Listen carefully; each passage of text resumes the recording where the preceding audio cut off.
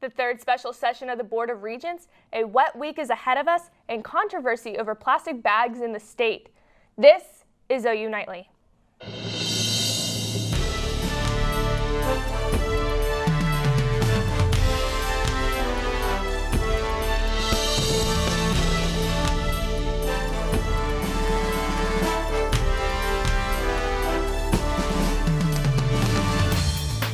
Hello, thank you for joining us for OU Nightly. I'm Aspen Endriss. And I'm William Soule.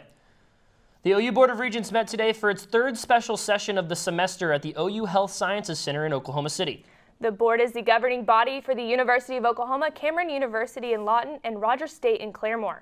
For close to 6 hours behind closed doors, the group, including President James Gallegly, discussed personnel investigations. They did not emphasize what exactly was discussed in private. Privacy is important to our students and employees as a way to come forward safely without fear of any retaliation. We've complied with the law and we will continue to do so.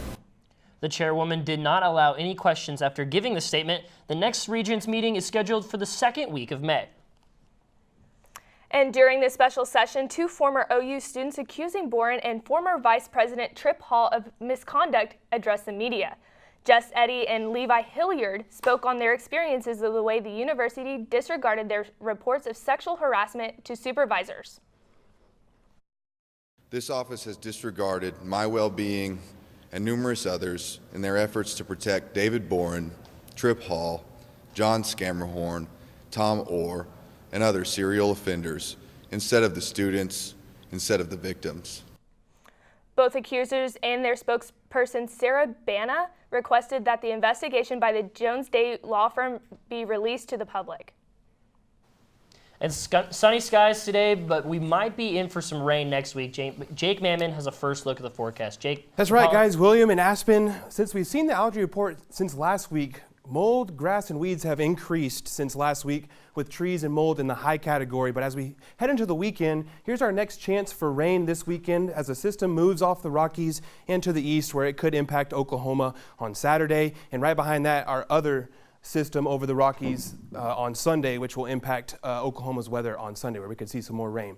As far as the weekend goes, it's going to be muggy, plenty of rainfall ahead, and could we see severe weather on Tuesday? Guys, back to you.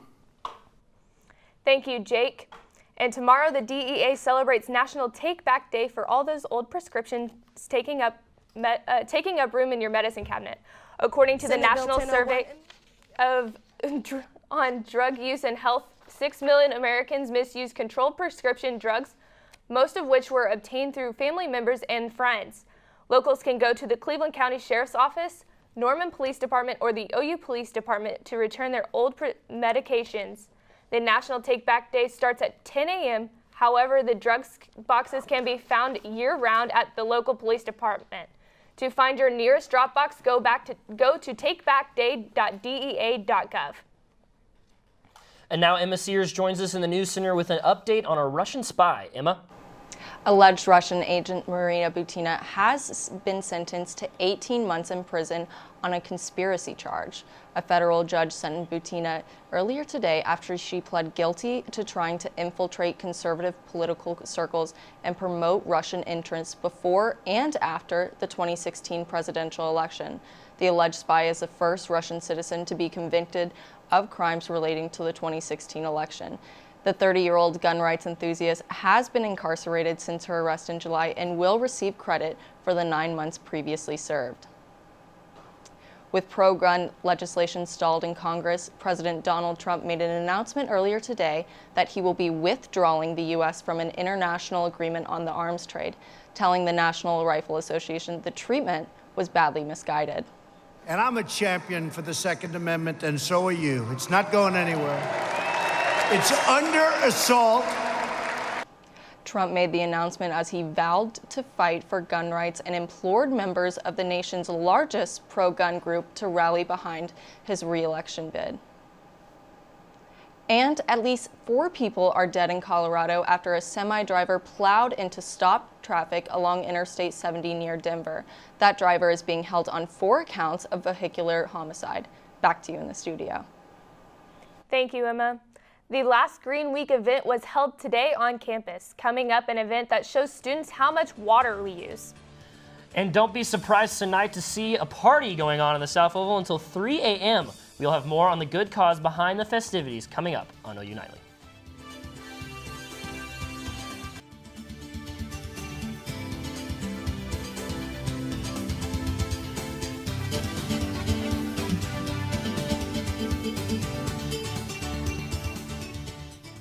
Welcome back. Say the words tornado in Oklahoma and many people think of the town of Moore. But as experts at the National Weather Service tell us, Moore is not the most likely town to be hit by a tornado. May 3rd, 1999. May 10th, 2010. May 20th, 2013. All have several things in common. These violent and deadly EF5 tornadoes ripped through the city of Moore, which now has a reputation of a tornado magnet. But actually, Norman is Oklahoma's tornado epicenter, not Moore. If you look at the numbers of tornadoes back over the past 10 years or so, the number of tornadoes Norman has experienced is higher than those that Moore has experienced. Even though Norman is the heart of Tornado Alley, most students are not prepared. Do you have a tornado safety kit? I do not. And do you know what goes in a tornado safety kit? Not at all. It is important to have a go bag similar to this one, packed with clothes and essentials to be able to sustain for a minimum of 3 days. Water and important documents like a passport should also be packed. So keep your eyes open, your ears tuned to the weather reports. May is almost here and fast approaching, and it is the most dangerous time in Oklahoma. Visit weather.gov for more information on weather safety and preparedness. OU Relay for Life is today. The event begins at 6 p.m. and will go until 3 a.m. Students on the executive committee began setting up for a relay earlier today on the South Oval. Relay gives students a chance to come together for one important cause. So it builds this community and it's raising money for American Cancer Society, which is an amazing organization. So it's all about the community at OU that makes Relay great. Participants have raised over $150,000 so far with a goal of $225,000. The OU Environmental Studies Department hosted its final Green Week event on the South Oval this morning. The focus was water conservation. The Oklahoma Water Survey had a rain barrel and other displays to provide real-life examples of how we use water. The goal was to teach students ways to reduce the amount of water they use and why reusing what they can is so important. Earlier this week, Governor Kevin Stitt signed a bill that prohibits cities and towns from banning and taxing plastic bags. OU Nightly's Taitum Wilson has the details on how Norman officials are responding to the measure. Senate Bill 1001 immediately affects Norman because city officials were considering a fee that would cost you a nickel every time you used one of these. The goal was to limit litter and pollution in the city. Now, opponents of this new law are calling it an example of state government overreach. It's very frustrating. This is actually a revived version of Senate Bill 1465 that we saw last session. And the whole root of this bill lies in preemption and is founded in government overreach. The law specifically bans municipalities from imposing the fees on, quote, auxiliary containers, which includes items made of materials like cloth, paper, cardboard, and, of course, plastic. Proponents of the measure argue it's about consistency across the state. What we're trying to do with this bill here is set up a uniform policy inside the state instead of having a bunch of patchwork policies throughout the state. So that way our business community and citizens inside the state of Oklahoma understand that we have one policy that they go into. But the Norman mayor-elect doesn't buy it. Well, I want to challenge the state legislature. If you want uniformity and you're concerned about double taxation, then ban the bags statewide. All of the legislators who represent Norman voted against the bill. Taitum Wilson, OU Nightly. The new law will go into effect 90 days after the legislative session ends. The NFL Draft is a night to remember for the nation's best college football players. But the athletes weren't the only ones that had their dreams come true. We will have more on that after Jake tells us about the weekend weather. Jake? Guys, taking a look outside at the OKC cam, it's pretty quiet, but hey, things will start to pick up this weekend. Coming up after the break. And welcome back to OU Nightly. We're taking a look at the live radar right now, and it's fairly quiet outside. Just a few showers lingering throughout Oklahoma, and it'll push off into the east over this evening. If you guys are headed to the Norman Music Festival, it's going to really be a nice evening out tonight. If you're headed there, 70 degrees at 8 p.m., and we'll start to cool things off as the sun begins to set this evening. A clear night, so go check that out. Rainfall by the numbers, we're wet this month, okay? Just under 4 inches, which puts us 2.25 above normal. And we're just over 9 inches since January 1st, which puts us just about 1.5 inches above normal, okay? So it's really saturated out there. Our next storm system Saturday, here's our low pressure system off to the north. If we zoom on in here, this is where we're going to see our greatest chance for thunderstorms on Saturday. They're going to be scattered, but this is probably the area where I can expect some of those storms to be along that cold front. Highs for tomorrow, upper 70s and lower 80s across the state. Not too bad tomorrow with a slight breeze out of the north. Rain chances for Sunday, very slim. The thing about this is it's going to be scattered, okay? So they're going to be all over the place. So I have a 20 to 30% chance for much of northern and central Oklahoma for rain chances on Sunday. And for those of you headed to the Oklahoma City Memorial Marathon, 50 degrees to start your run at 6 a.m., and it's going to warm up into the lower to mid 50s by the end of the race. Overall, a good Sunday morning to run a race, okay? Severe weather possible on Tuesday. Here's the risk. It's going to be slight. We're going to have to watch it. Tulsa, Oklahoma City, Norman, Lawton, Ardmore are places included where we could see the threats for wind up to 60 to 70 miles per hour. Hail up to golf ball size. The tornado threat, however, is very low. We'll still have to monitor that risk over this weekend, okay? Your 2-day forecast, 80 degrees on Saturday, 70 on Sunday, with that slight chance of scattered showers this weekend. Monday, 75, Tuesday, 75, and we'll kind of start to warm things up as we head into next week. But if you notice, check out all these days, okay? It's going to be wet over the next couple of days. We're going to have systems roll in and out of here, so be mindful of that. Guys, that's all I really have. Have a great weekend. Back to you at the desk. The news out of Nashville yesterday was that Kyler Murray was the first man off the board going to the Arizona Cardinals. But it's about the Baltimore Ravens who will have the best story on day 2 of the draft. 13-year-old Mo Gaba has been blind since birth but was invited by the Ravens to announce their 4th-round pick. It will be the first time in draft history that a pick will be announced using Braille. Gaba is a regular caller on Ravens Sports Radio and was invited by Coach Harbaugh himself to do the draft. I mean, it's just a really cool story, and I mean, gotta be just the best day of that kid's life today. It really, really is. And unfortunately, we are saying goodbye for the last time here on OU Nightly. Will and I are signing off for the semester. Join us again in the fall when OU Nightly returns. But don't go anywhere just yet, because for one last time, Big Friday Sports is on the other side with all of the details on a historical draft. Parker?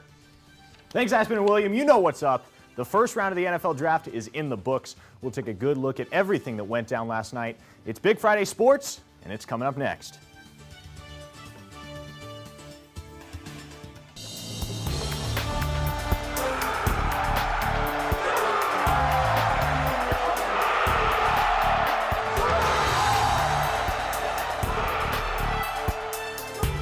With the first pick in the 2019 NFL Draft, the Arizona Cardinals select Kyler Murray, quarterback, Oklahoma.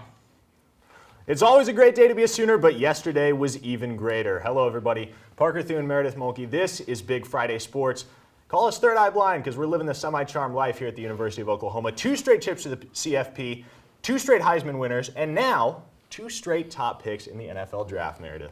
How about it, Parker? As you saw, the Arizona Cardinals made Kyler Murray the first overall draft choice yesterday, and fresh off a transcendent college career, he now steps into a situation in Arizona where he's expected to play right away. Good news is he's no stranger to high expectations. Meredith, think about this. Baker Mayfield won the Davey O'Brien Award, the Heisman Trophy, and he went first overall. Kyler had massive shoes to fill, and all he did was accomplish quite literally everything that Baker accomplished. Here's what he had to say on the podium last night. It's been a dream of mine since I was a kid. All the hard work, everyone who's been in my corner who's pushed me to get here. I can't thank them enough. I thank God, and this is surreal. Let's not lose sight of the big picture, though, because Kyler's not the only Sooner who came off the board in the first round yesterday. With the 25th overall pick, the Baltimore Ravens chose Kyler's favorite deep threat, Marquise Brown. Hollywood, baby. Brown became the very first wideout selected when the Ravens snapped him up. Now he enters an exciting offensive atmosphere in Baltimore. We'll have to see if he can build some chemistry with Lamar Jackson going into the 2019 season. And once Hollywood officially became a Raven last night, things got emotional. Thank God. I thank my family. And, I thank the Ravens organization for believing in me. Parker, Kyler, and Hollywood have their new NFL homes, but let's get a glimpse at what Sooners are still left in the draft pool. Well, there are several of them. Take a look here. Let's talk about Cody Ford, a guy that many expected would be a top 20 pick. However, first round wrapped up, he was still on the board. I don't imagine he falls much further, though. The Seattle Seahawks have the 5th pick of the second round. The Jacksonville Jaguars have the 6th. They're both teams that desperately need an offensive lineman, and I'd expect one of them to snag Ford. While he'll in all likelihood be the first Sooner taken tonight, he most likely won't be the last. Bobby Evans, Ben Powers, Drew Samia, Rodney Anderson, Curtis Bolton, and Amani Bledsoe could all walk the stage at some point this evening. And Parker, Jim U is real. Women's gymnastics brought home their 4th national title last Saturday with a total score of 198.3375.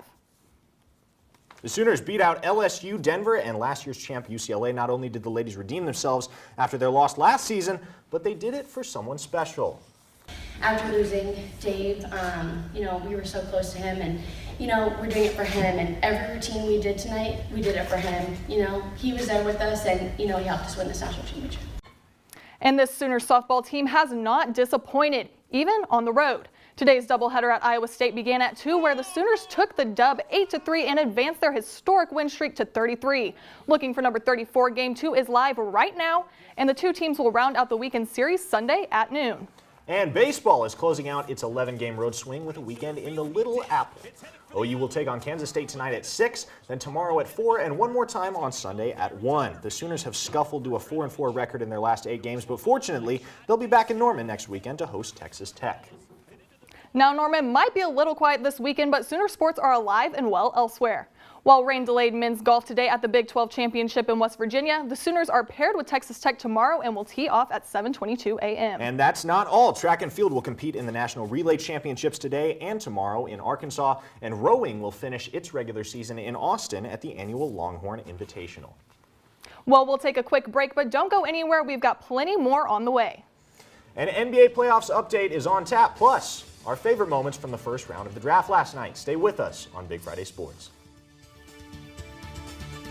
Welcome back to Big Friday weather. The weekend, we're going to warm up. It's springtime in Oklahoma, so we're starting to warm things up. But at the same time, we're getting plenty of rainfall this month. 80 degrees on Saturday, 70 on Sunday, with scattered showers possible this weekend. And then as you look throughout the rest of the week, we're going to be in the mid to upper 70s. A couple of upper 70s Wednesday, Thursday, and Friday of next week. But for the most part, the big picture here is all the rain that we're going to see this weekend, Monday, Tuesday, Wednesday, and maybe even Thursday, as we see those storm systems just kind of pile up and roll through Oklahoma. Guys, that's really all I have here. Back to you at the desk. Well, thank you, Jake. Some somber news before we continue here on Big Friday Sports. NBA legend John Havlicek passed away yesterday at age 79. Havlicek spent his entire 16-year career with the Boston Celtics and won 8 championships. He's best remembered for his iconic steal to ice Game 7 of the Eastern Conference Finals in 1965. Several of Havlicek's teammates expressed their condolences, including Bill Russell and Paul Silas. The Celtics plan to honor Havlicek with a jersey patch for the remainder of their season. Well, let's stay in the NBA with last night's Game 6 between the Spurs and the Nuggets. Greg Popovich's boys won't go away. San Antonio forced a decisive Game 7 with a scrappy 120-103 win. 6 Spurs notched double figures in the victory, and they'll try to finish off the series upset tomorrow night in Denver. Meanwhile, tonight, the Los Angeles Clippers host the Golden State Warriors at Staples Center. The Clips will try to stave off elimination and push that series back to Oakland for Game 7. Tonight's game will tip off at 9 o'clock. On to last night's NHL action. Blue Jackets and Bruins' Pierre-Luc Dubois finds the net for Columbus. That lead wouldn't hold, though. Charlie Coyle would net the equalizer, and later on he'd add the OT winner as Boston takes a 1-0 series lead. Meanwhile, in St. Louis, the Blues managed to scrape their way past the Dallas Stars. 2 goals from Vladimir Tarasenko provided the difference as they take Game 1 of the series. On deck tonight, the Hurricanes face off with the Islanders, and the Avalanche take on the Sharks. Well, Parker, before we sign off, let's take a look at the 3 top best moments from last night's draft. Sounds like a plan. First things first, Shout out to the city of Nashville because they showed out. Over 200,000 people in attendance for the draft ceremonies. They made a spectacle of it. They sure soaked it in, but it wasn't a great night for many Giants fans. The G-men picked Daniel Jones over Dwayne Haskins with the 6th overall choice, and Joe Budden here pretty much sums up the general reaction. Well, Giants Nation may not have been happy, but you know who was? Christian Wilkins. Check this out. He's fired up to be a Miami Dolphin, and I'm sure Roger Goodell didn't see this coming. Bit more than he bargained for, but he played it off pretty well. Props to the commish for that one. Well, unfortunately, that is all we have for you on our final Big Friday Sports of the semester. We've had a ton of fun on Fridays, and we hope you have as well. We'll see you in the fall. Good night, everybody.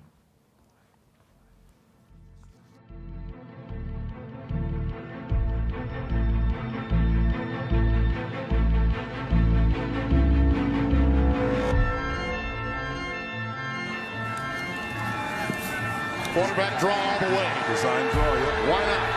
Look at him go. You're not going to catch him. That's why Kyler Murray is the best player in college football. 2018 Heisman Trophy is awarded to Kyler Murray of Oklahoma University. Thompson lowers the boom. Murray escapes, lofts it downfield for Morris, who's got it for a touchdown! With the first pick in the 2019 NFL Draft, the Arizona Cardinals select Kyler Murray, quarterback, Oklahoma. With 2 away in the 7th, tying run at the plate. This one back up the middle, and a diving grab made to end the game by the freshman Lions. Look into Lou's face. He was excited. I look at KJ, and KJ's already crying. I look at the fans, and I run to my team, and I ran down the stairs. We got this big group hug. It was pure joy. It was so exciting. And 1-2 again. Fly ball to right. That's pretty well hit. Back on it is Bertrand. He's at the warning track. He's up against the wall, and it's gone! A 3-run home run for Brady Harlan. His first in a Sooner uniform, and it's 3-2 OU.